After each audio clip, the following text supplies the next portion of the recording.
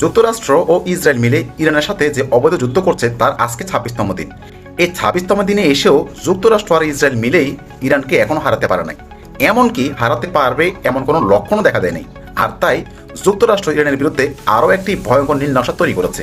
কেমন নীল নকশা তৈরি করেছে তা এই ভিডিওতে জানতে পারবেন। তার আগে আপনাদেরকে ছোট্ট করে জানিয়ে রাখি, যুক্তরাষ্ট্র যতই ইরানের বিরুদ্ধে নীল নকশা করুন না কেন, ইরান কিন্তু সুকৌশলে এই সমস্ত নীল নকশা বাস্তবায়নের আগেই কীভাবে গুঁড়িয়ে দিবে তা জানতে হবেন ভিডিওর শেষের দিকে।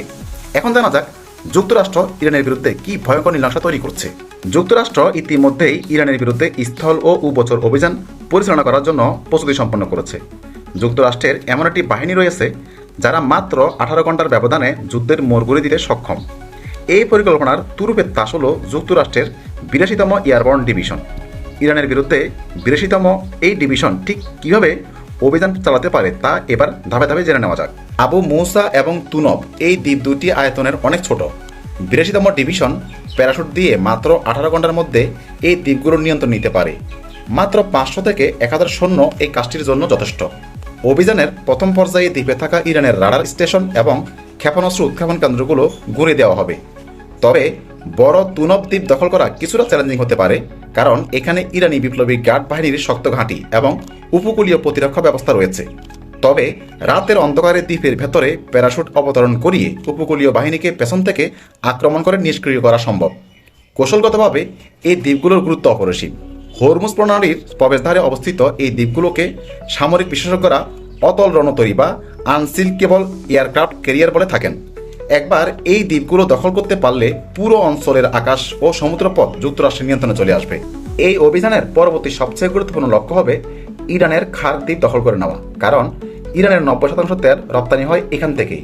যুক্তরাষ্ট্রের 31তম মেরিন এক্সপিডিশনারি ইউনিট এই দ্বীপের তেল টার্মিনালগুলো দখল করে ইরানের অর্থনীতির মেরুদণ্ড ভেঙে দেওয়ার পরিকল্পনা করছে।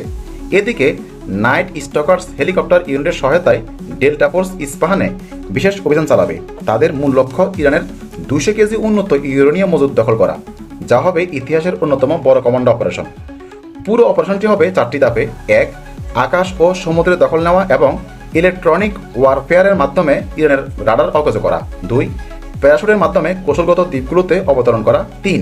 খার দ্বীপে বিশাল উপচর অবতরণ করা। 4 নম্বরে হবে সবশেষে দখল করা এলাকায় শক্তিশালী প্রতিরক্ষা দেওয়াল তৈরি করা। এবারে জানা যাক যুক্তরাষ্ট্রের এই সমস্ত নীল নকশা কিভাবে গুঁড়িয়ে দেবে ইরান।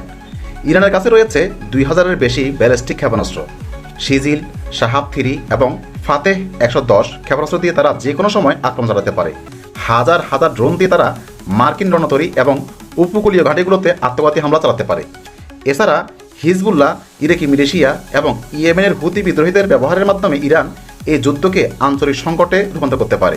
লোহিত সাগরে জাহাজ চলাচল বন্ধ করে দেওয়া এবং খার দ্বীপের তেল টার্মিনালে আগুন ধরিয়ে দিয়ে বিশ্ব অর্থনীতিতে ধস নামানোর সক্ষমতা ইরানের রয়েছে। দর্শক, মধ্যপ্রাচ্যের এই সংকট কি শেষ পর্যন্ত এক রক্তক্ষয়ী মহাযুদ্ধ বা বিশ্বযুদ্ধের রূপ নেবে?